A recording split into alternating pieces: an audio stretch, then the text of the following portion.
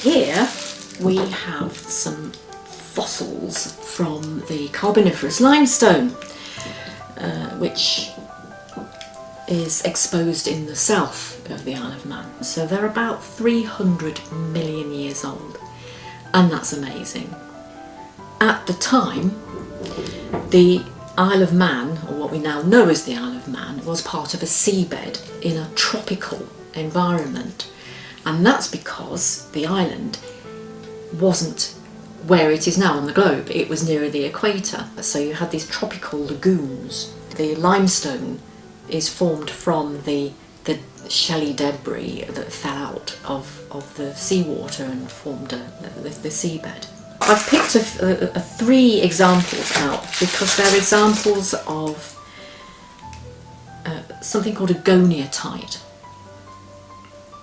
or a cephalopod. Now, cephalopods are things like squids in modern day, but goniatites had coiled shells and were really the forerunners of ammonites, and lots of people are more familiar with ammonites from the time of the dinosaurs, the Mesozoic, the Jurassic, the Cretaceous, and when there was a huge flowering, a huge diversity of ammonites.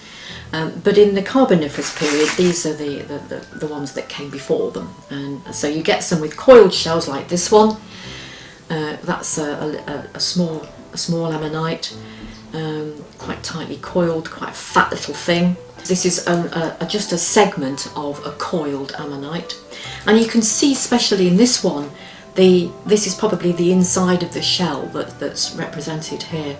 You can see the pattern of sutures, as they're called, or where the shell grows in sections, and these are the joins between those sections, and that pattern is often the key to identifying the species of goniatite. And there were straight ammonites, and they look a lot more like the squids of today. And like the squids of today, these animals, although they had shells, would have had a soft body which was squid-like, living inside the shell, so it would have had tentacles. Well, that's what we assume it would have been like from modern associations. So we've got three examples there of ancient marine life from a time when the Isle of Man, well, it didn't exist above the sea. It was a very, very different time, a very different set of circumstances.